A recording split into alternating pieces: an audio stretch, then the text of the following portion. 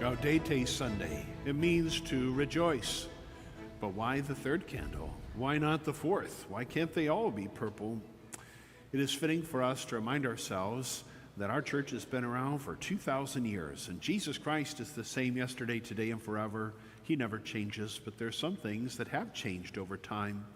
And for many centuries, the period leading up to Christmas was like Lent, even in terms of its length. Advent and Lent both lasted for 40 days, 4 centuries. And so they would light the pink candle to show that we were halfway there.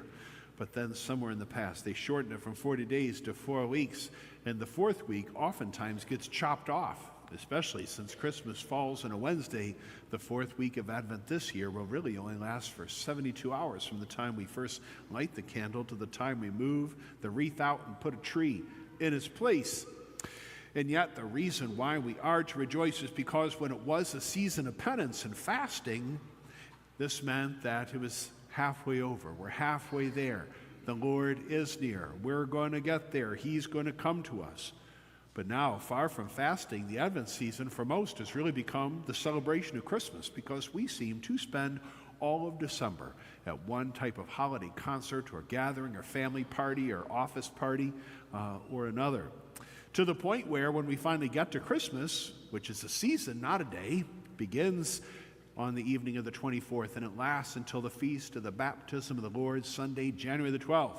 Well, there seems to be a lot less celebrating of Christmas in the Christmas season than there is in the Advent season, because we front-loaded it, and we've lost almost completely the penitential, sacrificial nature of this season of preparation for the coming of the Christ. And yet we don't have to wait until we have something in our grasp that we've longed for before we take joy in the very prospect that one day we might have it. Think of a wedding. We don't wait until we're at the wedding before we're happy for the couple that's going to get married. We're happy for them from the time they get engaged. What about a birth? We don't wait till the mother gives birth before we congratulate her on having a child. We congratulate them from the time they announce the pregnancy. Then there's the gender reveal. Then there's the baby shower. There's much joy at the expectation of the birth of a child. And the same was true for the whole world during that long first Advent, when they were waiting for God to send his Son, born of a virgin.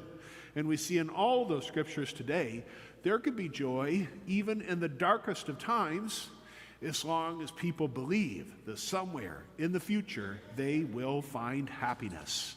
It starts today with Zephaniah, who was related to Jeremiah and preaching at the same time as Jeremiah 6 centuries before the birth of Jesus.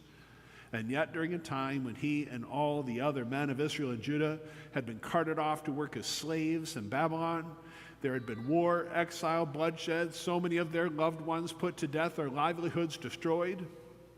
In the midst of all of that, Zephaniah wasn't just saying sing joyfully, he said shout joyfully, and that God too will sing hymns of rejoicing. Why? Because in the wake of all of that war, exile, fire, brimstone, bloodshed, God and his people were going to reconcile. The people were going to stop worshiping idols. They were going to come back to God. God was then going to bring them back to the promised land.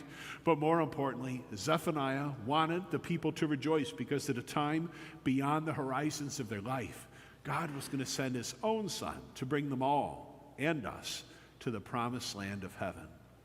And even though Zephaniah recommended this shouting joyfully God's praise, the war continued, the exile went on, they weren't immediately brought home, these promises weren't immediately fulfilled.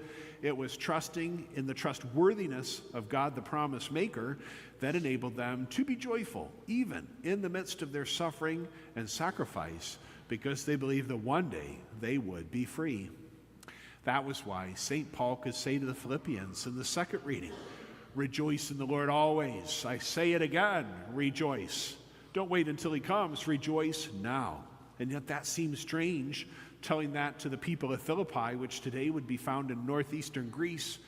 Paul planted the gospel there in the year 49 AD, less than 20 years after Jesus' death and resurrection. It was the first place in all of Europe that the gospel of Jesus Christ was preached. And yet, in Greece, they'd all been conquered by Rome, just like Judah and Israel. These people were not free. They worked very hard, had nothing to show for it because all their money got sucked up to the capital in imperial Rome. All roads lead to Rome.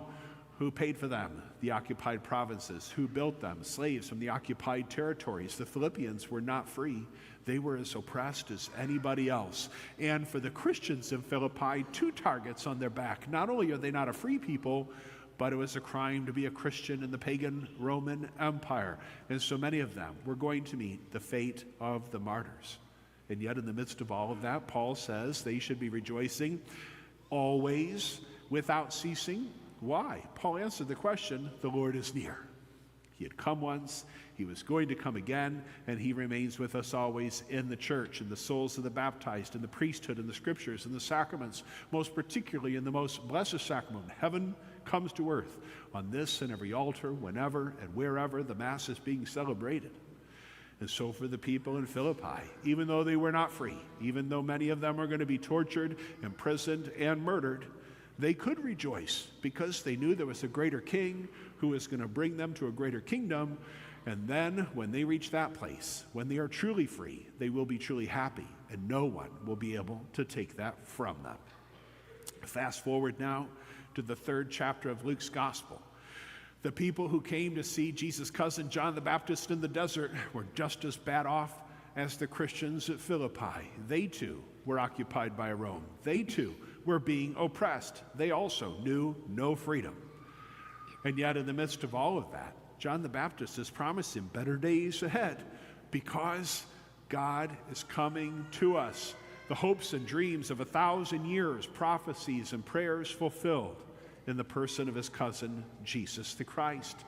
And yet, as the Christ was coming near, John, who had his own disciples who were following him, hoping that he would lead them to the Messiah, they want him to explain to them how they should prepare. All these different groups come to John the Baptist and ask the same question: what should we do? First it's the crowds, then it's the tax collectors, then it's the soldiers. What should we do to prepare for the coming of the Christ? John the Baptist gave very practical advice. It was basically pray more, sin less, and treat people better. But the best advice that John the Baptist gave to prepare for the coming of Jesus, he said in another gospel, the Gospel of John, chapter 3, verse 30. So simple. He must increase, I must decrease.